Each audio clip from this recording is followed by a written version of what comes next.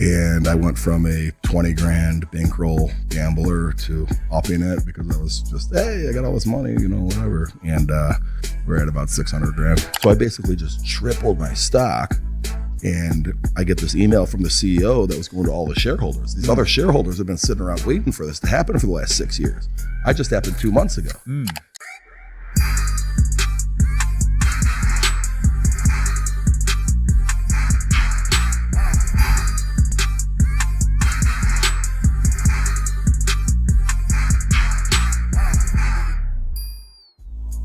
Welcome back to the Digital Social Hour, guys. I'm your host, Sean Kelly. Got an amazing guest for you guys today, John Cerasani. How's it going? Excited to be here, my man.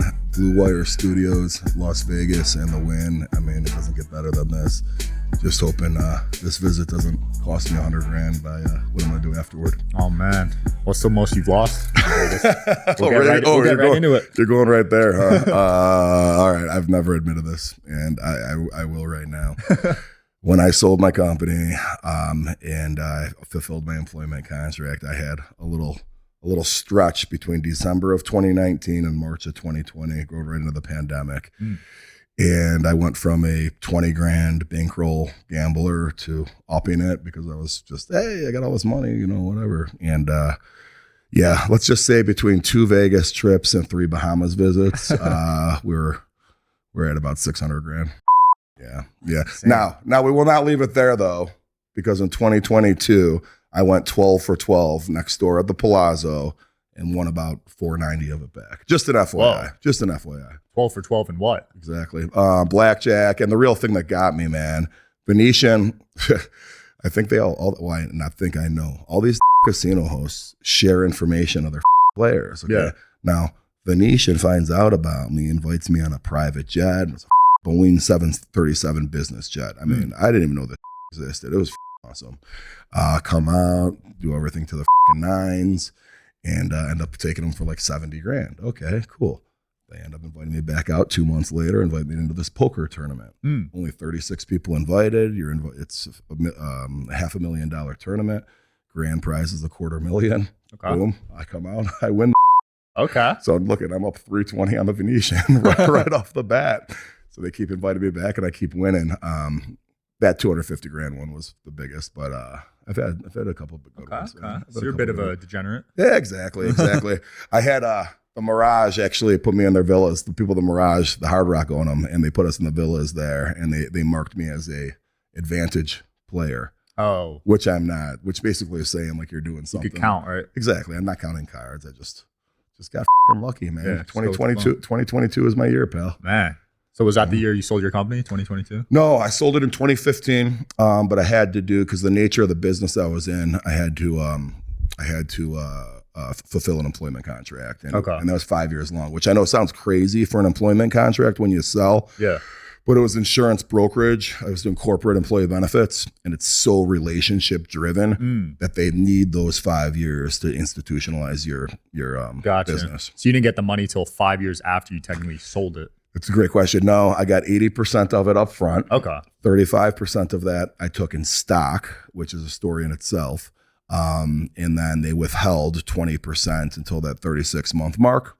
So you're motivated up into that 36-month mark. You got to make sure that revenue stays on the books. Yeah. Those last 2 years, you kind of feel like dead man walking. You're stressed out. Yeah, but a lot of people that were in the same position as me. It was a private equity roll-up. So they were doing the same model for everybody. And some of these guys, are in their 60s looking to retire, and they're sailing off into the sunset. You had some people my age, but they maybe had 7 or 8 different partners at their company that was bought, and maybe their book of business or their profit margins weren't as good as mine. So they would still be motivated after that year 3 because they're not able to, live on a beach at that point. I basically was. I'm glad you said the stock thing. I sold one of my companies for stock, and I would never do it again. Really? I mean, because they could show you insane numbers on paper, but at the end of the day, is it actually liquid? Brother, this is my claim to fame, though. This is my private equity case study on how it could go the opposite way. Okay. In a good way. I sold April of 2015. Okay. Now, I don't know about private equity. All right. I'm like, okay, here's a gotcha. They're making you take this percentage of your in stock of the new company.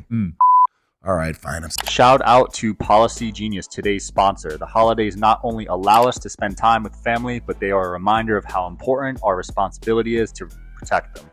That includes planning to secure their future. Life insurance is an easy way to give your family peace of mind, provides a safety net, so if something were to happen to you, your family can cover expenses while getting back on their feet. Luckily, Policy Genius can help you compare your options from top companies, and their team of licensed experts are on hand to talk you through it. You never know when you'll need life insurance. I've lost some loved ones over the past few years, and unfortunately, none of them had life insurance. With Policy Genius, you can find life insurance policies that start at just $292 per year for $1 million of coverage. Some options offer same-day approval and avoid unnecessary medical exams. Even if you already have a policy through work, it may not offer enough protection. So check out Policy Genius. Your family deserves peace of mind. Head to policygenius.com/DSH or click the link in the description to get your free life insurance quotes and see how much you could save. That's policygenius.com/DSH. Going to do it. We're going through diligence, blah, blah, blah. Still makes sense. Okay. Well, 2 months after we close, the private equity firm changes hands to another private equity firm. I got in for like $1.08 per share. Yeah. It goes to $3.12 per share. Whoa. 2 months after. And this was 35% of my deal. So I basically just tripled my stock. And I get this email from the CEO that was going to all the shareholders. These other shareholders have been sitting around waiting for this to happen for the last 6 years. I just happened 2 months ago. So I'm like, holy. So my whole deal just went up. This was like, holy. Now, it was all on paper, right? Yeah. But because you had an event, a capitalization event, they were allowing you to pull half your money off the table, 50% of your money off the table. So everyone else in the company's high-fiving. They've been waiting 6 years for this. Yeah. I'm scratching my head. Dude, this was not money I even expected anyway. So my accountant, my lawyer is like, dude, it's bird in the hand. It's better than two in the bush. Take the money, take it off the table. Then my accountant goes, but you are going to have to pay short-term capital gains on that. Right. Because I had just bought technically the stock, even though it was from selling my company, it was thought of as buying stock in a new company. And we're under the 12-month mark, which means you're going to get taxed federally as ordinary income tax, which puts you around 40% instead of 20%. And exactly. So I'm like, you know what? Leave it in. Yeah. So I leave all the money in. Now I'm one of the bigger shareholders at this damn company. Company continues to grow. At the 4.5 year mark, right before I walked out the door, private equity changes hands again, and it tripled again. So I had sold my company thinking the stock was just going to stay the same, did all my math, my Excel spreadsheets. Okay, I'll be able to live a nice life, live off 5% investment income interest conservatively over the next 30 years. I'll never have to work again. And that was my plan. Yeah. And then the stock ended up being worth more than the whole deal. Holy. It's like, you know what, dude? I guess I should open up about it more. Maybe it can work both ways. Yeah. But I feel like a lot of people, the stock goes down. Did you take it in the or what happened? It went to zero, yeah. Well, okay. And you took 100% of the deal in stock? Yeah. Wow. What was the nature of the company? It was a marketing agency. Okay. Yeah. So ours, I mean, insurance brokerage, corporate, private equity had squeezed every drop out of the sponge of every other industry. So now they looked at insurance and they were buying us for multiples of EBITDA. So I had a cash machine, man. I had an ATM machine. Right. So in order to incent me to even sell in the first place, they would have had to have paid a good multiple, in which they did. And there was really no way with the private equity roll-up model that it could really go to zero. Yeah. That wasn't really on the table as an option. That makes sense. Yeah. So when you sold the company, finally got all the money, where were you at mentally? Were you just like checked out of working? So what sucks, man, is, and I'm sure other people have experienced this as well, you sell your company, but I have all these carrots in front of me and even a stick, not to get the 20% of that it's still owed to me. So head to the ground. I'm being this corporate guy for those first 3 years and high-fiving. I'm on track to be an executive and all this other signing up for committees, flying to help the Cincinnati office make this sale because they don't know what the they're doing, like that. And eventually it's like, dude, what am I doing all this for? And, so I eventually kind of put the brakes on it. People start stepping on each other's toes. Egos get in the way. It became clear to people in the know what my net worth was at that point, which caused some animosity because my timing was impeccable. It couldn't have worked out better from a timing perspective. Right. And you got this 37-year-old at the time that owned 100% of the company he sold versus these 55-year-olds that had 6 partners and not even a profit margin like me. Right. So now it starts to become clear, this, do the committee. Yeah, fly out there. Look how much money we made you. Look how much money we made you. You guys, how much money you guys? By the way, that private equity firm selling the book of business, what was the big profitable piece of this book of business collectively? My not your you know what I mean? But they're like, the process did make me a lot richer than I should have been. Yeah. But it still creates animosity, So anyway, my point was going to be that, the last 2 years of that employment contract, it's like dead man walking. You have nothing else to do. So finally, when I worked my last day, now it was like, hey, let's party. You were fully checked out. Exactly. I'm like, let's get the out of here. It's December of 2019. Went crazy for 4 months, and then pandemic hit. So you couldn't.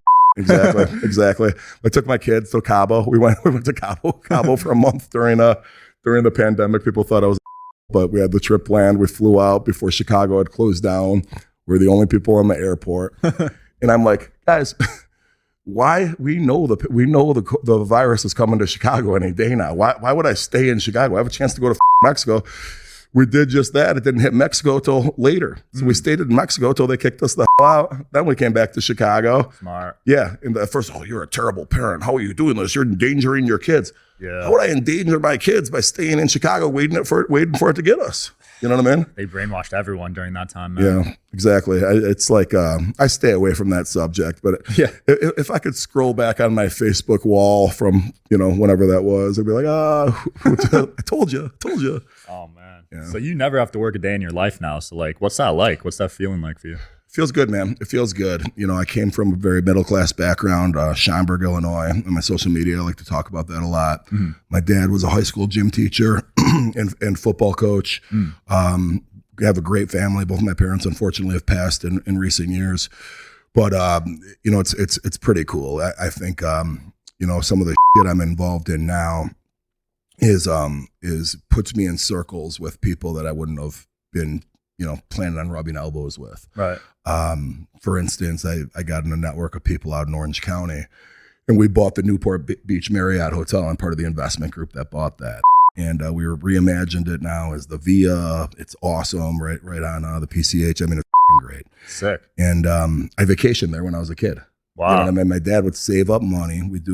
We do no vacations one summer, and then every other year we do something kind of cool outside of what you would think the normal budget would be for a teacher's family. That's cool. We go to Hawaii, and one year we went to Newport Beach and stayed at the Newport Beach Marriott. So I'm like, unfortunately, he passed away, but I think he probably thinks that's pretty cool. Football played a big role in your life, right? You played at Notre Dame. Yeah, that's really the only advantage, bro, that I think I've had. And it's really the privilege, I should say, more than an advantage. I was always good at football. I had no business getting into a school like Notre Dame academically. Yeah. Football got me in. But once you're there now, okay, what do you do with this? Do you say, okay, I'm the jock, beat it nerds, or do you embrace these kids that you're sharing a dorm with? Yeah. Okay, this kid that, that building I was in for math class is named after that kid's great grandpa. You know what I mean? It takes you from, being in Schaumburg to being around these kids that have grown up with generational wealth, and not just that too, really smart kids too, right. Valedictorians that maybe didn't have that background. But if you embrace that and kind of start picking up the that they're talking about, they talk a lot different than me. They're, well, father did this, but don't hate on it. Yeah. Take what you can from those relationships. And some of them I'm still good friends with to this day. Interesting. So were you like that high school bully, the typical football kid that bullied everyone? I don't think anybody would ever call me a bully from Schaumburg. I think the opposite. I think the total opposite. And people that didn't know me might have thought that, but people that ever met me, I don't think anyone would say that. Yeah, because there's that notion with the football kids, like, dude, bro. And my dad was the football coach at my high school. So if anyone's getting bullied, it was me. It's like, oh, dude, you're only going to Notre Dame because your dad's the coach. I go, how does that make any sense? Yeah. It's not because I'm 6'5", 270 and could run a 4.7. It's because my dad's the coach. You were fast. What position were you? It's tight end. 470 at tight end with that weight? Bro, back then it was good. Nowadays, I watch this. I don't even know if I could play tight end of the league right now, bro. I'd have to play I'd probably have to gain 30 pounds and play center. These tight ends nowadays are like big receivers. They're nasty, man. Who do you got as your GOAT for tight ends? You got Kelsey? Yeah, but dude, I go back, man. I liked the blocking tight ends back in the day, bro. There's a kid on the Bears right now that went to Notre Dame named Cole Kmet. I like him because he could go out and catch passes, but he also comes off the ball and blocks. Not that Kelsey can't, but I'm just saying a lot of these guys, dude, like Jeremy Shockey. If I'm like when he was playing, if I'm a running back, I'm not running behind Jeremy Shockey. If I'm a quarterback, I'm throwing him the ball, but I'm a running back, I'm not running behind him. Back when I was playing, dude, it was like, big dudes like Ben Coates and, Mark Bavaro. Those kinds of guys were my heroes that could catch and block. And it's a different game now. Yeah, tight ends are just not being asked to do it much. Did you want to go to the NFL? Yep, hurt my spinal cord the last game of my senior year, and it sucked, bro. It sucked. There's a thing in football that you get called stingers, and everyone's kind of used to it. If you played linebacker or fullback or line, where you hit someone and your arm kind of goes numb for 3 seconds. I've heard of it. It's so scary. Yeah, but you get used to it. Okay. All right. Well, I was getting those all my senior year. Okay, no big deal. Well, the last couple of games, I started getting them in my leg. And you touch me like in my shoulder or neck. I'd feel the sensation like in my ankle. Whoa. So I get invited to play in this blue-gray all-star game. And it was on Christmas Day. And they make you get a physical before the game. Yeah. And like 2 weeks out, it was in Mobile, Alabama, I think. And I take my trainer, we go get a physical and, whatever. And the doctor asked me, anything feel weird or anything? And I just happened to mention this. Well, I've been getting stingers in my leg. They're like, stingers aren't supposed to go in your leg. That's your arm. Let's do an MRI. Let's check this out. And I'll never forget it, man. Me and my dad were at the doctor. They're looking at the MRI results. And here I'm thinking I'm getting drafted in a few months. And they break it. They go, listen, this is a contusion to your spinal cord. You're fine, but no one in the NFL is going to take you, and you shouldn't want to play anyway because you're more apt to get paralyzed. Whoa. Yeah, because of this contusion. And looking right at it, I mean, there's really no decision to be made, Sean. Like, you know what I mean? My mom had multiple sclerosis and was in a wheelchair. It's like, okay, if you could choose between being in a wheelchair or not being in a wheelchair the rest of your life, you wouldn't take that risk. But I got to tell you though, man, it was also at the same time a big weight off my shoulder. I'd played 5 years in college, like a lot of people do. I had an early birthday. I was a December birthday. So by the time we're having these conversations, I'm 23 years old, man. I'm a grown man that's been playing football his whole life. Right. It's like, all right, time to do something else. And then I jumped into the business world. Yeah. Were you super passionate about it? Because that seemed to be a big part of your life. Like, was NFL your dream? Yeah, I mean, I think everyone kind of, it's their dream, right? But for me, dude, listen, I went and generated all of that energy toward being passionate about being a good salesperson in white collar America. And I learned so much in that competitive business to business sales environment that by the time I was 27, all right, everybody else that was in the NFL is out there looking for their first job. Their NFL careers are over. Right. When I was 27, I was taking the last 5 years of information that I've picked up and started my own company. Started it from my kitchen table, walked away from a job where I was making $140,000 a year, which was a lot back then in 2005. Turned around and started my own company. When I'm seeing guys that I played football with, contacted me, hey, could you get me a job at your old company or whatever? I go, dude, you played on the Packers the last 3 years. Yeah, that was the last 3 years, dude. I made $250,000 each of the last 3 years. I still got to work the rest of my life. And then it kind of hit me, dude, how up football is. So my dad always used to say, like, not playing in the NFL might have been the best thing that ever happened for me. Really? Yeah, because I wouldn't have been Peyton Manning, dude. I would have played, maybe 2 years if I was lucky or whatever. And I was injury prone at that point anyway. Yeah. And I just worry about it, man, because if you're not a first round draft pick and you didn't get paid, dude, you think your doesn't stink. You're walking around. You're supposed to go get some accounting job for $60,000 a year now when you just been on national TV signing autographs. I mean, that's something to your ego, man. That's something to your ego. Yeah. Not a lot of players actually make good money playing pro sports. No. If you dive into the numbers, like if you're not top 100 athlete. So if you look at an NFL roster, I want to say like 70% of the team is at whatever the league minimum set at for that year. and the rest of the money is just being shifted to pay the quarterback or whomever. That's crazy. Or the backup quarterback nowadays. Why do the Bears suck? Because the fourth string quarterback makes more than the starting tackle. I don't know. That's funny, man. I saw you in some videos with Bob Menery. How did that happen? Me and Bob made friends randomly, dude. And I gotta tell you, man, I think Bob tries to gravitate towards whoever he deems as good people. And I think I've gotten that recognition from him. And I help him with a few different things, but he's so funny because he tries to like pay me back in the form of like Instagram stories. Hey man, that was really nice of you to do that. I'm going to tag you in an Instagram post. Thanks, Bob. I appreciate it. But I will say though, man, some of his followers have started following me. Okay. And it's hilarious. They'll DM me, hey, I'm really worried about Bob right now. He did this last night. And I'm like, dude, I don't check his stories. You're going to have to just tell me exactly what you're talking about. Yeah. And I'll be like, okay. You know. Does he do his signature 12 a.m. FaceTime with you? No, but I tell you what he has done. He stayed at my condo in LA for a little bit, and my son and I were out there too. So we got a full flavor of Bob for a few days together. And he's kind of funny, man, because he'll be like FaceTiming randomly. I'll be like, hey, John, come over here. I go, what? Come on.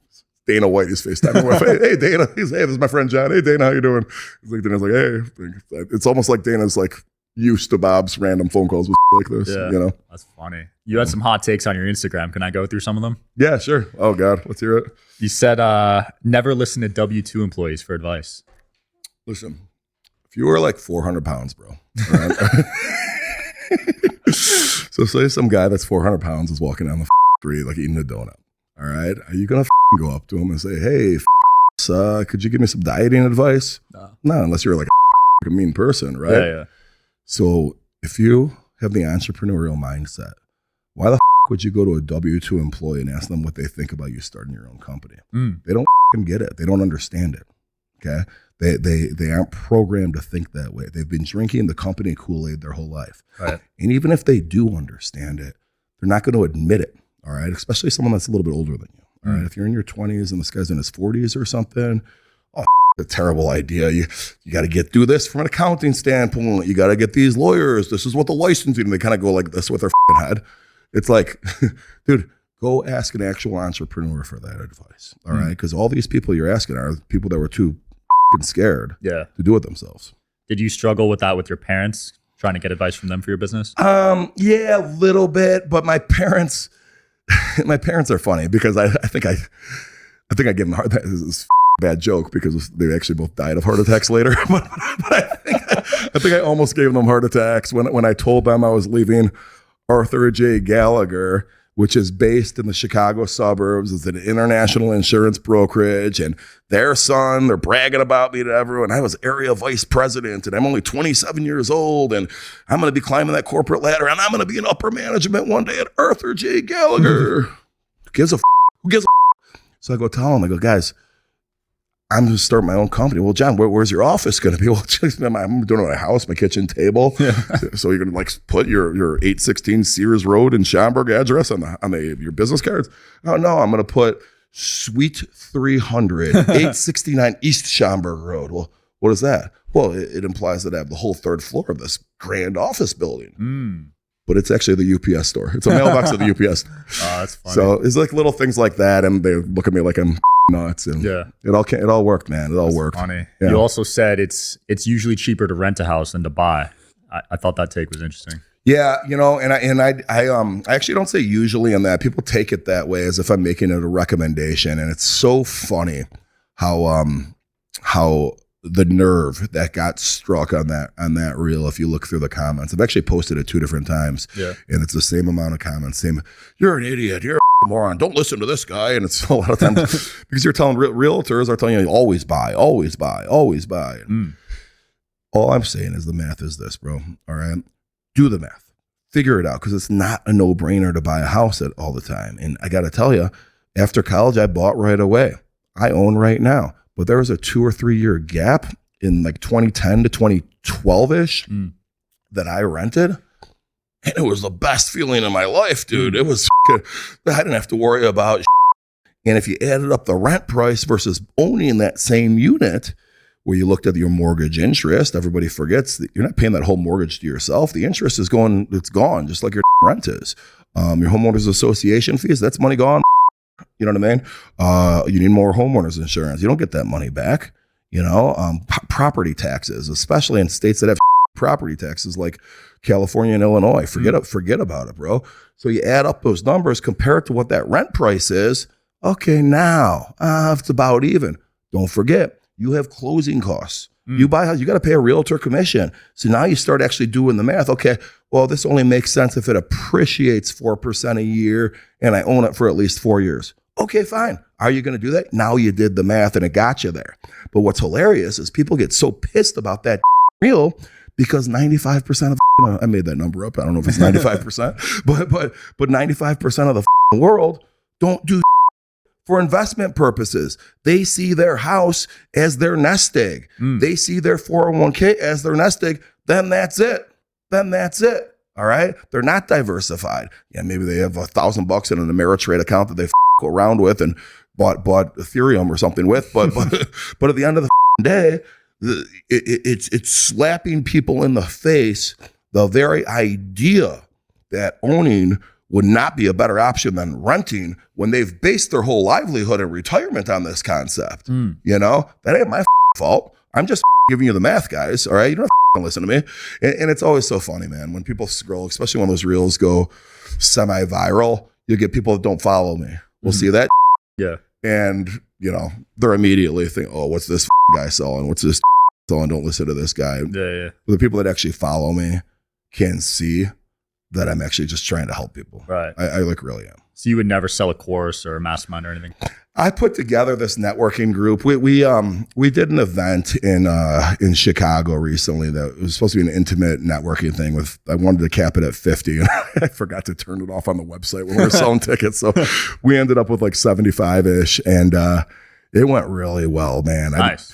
We were charging $250 a ticket, but that's nothing for that networking. I mean, dude, exactly. And that's what people don't understand. And I didn't make a penny on it. So now when I did the math, because there was things like the breakfast didn't have to be $90 a head. We did kind of everything higher end than it needed to be. So I didn't make any money on it, but it's now, Sean, led me to, I really enjoyed it too, man. I really enjoyed it by putting all these people in the room together that wouldn't have been otherwise. People flew in from Atlanta, from Florida, from New York, from Dallas, and it was a really good group of people. And there's demand for it now to do it again. And I think I might make that my thing. And I've added now to it a curriculum and course that does come with a fee, but it's relatively inexpensive. I'm not one of those guys where like, hey, I'm going to be a coach and I'm going to teach you to be a coach too and pay me $50,000. You get to hang out with me. It's not like that at all. It's not your primary income. That's when it's an issue. When it's the person's primary income selling courses. Well, exactly. Because they got to shove it down your effing throat. And what are they selling a course on? How to get rich? Well, how the are you getting rich? You're getting rich by selling me a course? Wait, dude, this is your business plan? Yeah. I'm going to teach you how to become rich, and it's going to start with you paying me $1,000. Like, give me a break, dude. It's nuts. Yeah. It's nuts. I get those ads every day, man. It's crazy. You also said on your IG, a lot of people in corporate America are miserable. Now, you've worked in corporate America, so you can make that statement. Mm-hmm. But what did you witness when you were working there? Well, I think people get so wrapped up in, as Robert Kiyosaki talked about in Rich Dad Poor Dad, the rat race, okay? And, you're trying to climb, but you're not really ever accomplishing really anything. And in your little sphere of employment, you have this relevancy.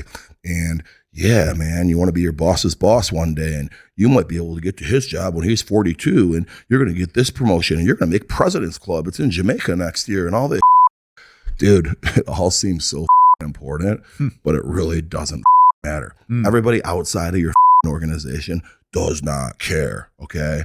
And the first time I learned this, bro, I switched jobs, went from one insurance company to another one, and I was like touting all these people. This guy, Scott, that worked at my other organization, he was my boss's boss and all this. Dude, no one at this new company even knew who the he was. I'm thinking it's this influential person that's changing the world. Yeah, because we're brainwashed to think that in this corporate climate. You know what I mean? Now over here, Ken was that guy. We were all going to be Ken one day. And it's like, dude, what the so once you actually have that epiphany, I think you get a lot happier. And what I was saying about people that are W-2 employees never actually being happy, it's the successful ones, namely the successful sales ones, because it becomes out of whack. Now, that lower performing salesperson is typically overpaid in a business to business. That guy making 80 grand in a B2B sales environment, dude, he's overpaid. He should probably be making zero or not even have a job, but he has to exist. Okay. I'm not talking about 1099 commission only jobs. I'm talking about business to business corporate sales environments. Okay. That guy making 80 grand is actually overpaid. He should be making zero. The guy that's making 300 grand, he's subsidizing all those 80 grand guys down here. All right. That 300 grand guy is actually underpaid. Wow. All right. And it's a crazy way to look at it. Yeah. And it's true. Because that guy that's making 300 grand, they've now put the golden handcuffs on him to try to never get out of this place. That's crazy. You got a wife and kids, or you got a husband and kids and whatever, dude. You're not going to quit your job, bro. You're making 300 grand. Are you nuts? Dude, he'll make $3 million out on his own, bro. Man, it's been a pleasure. What are you working on next? Where can people find you? 2000% Raise, man. 2000% Raise is my book that came out. It's a very good, easy read. Getting great reviews on Amazon, and also my podcast. I'm so excited about my podcast. Hoping to grow up to be like you one day, man. I think you're already there, man. All right, guys. Thanks for watching, and I'll see you guys next time.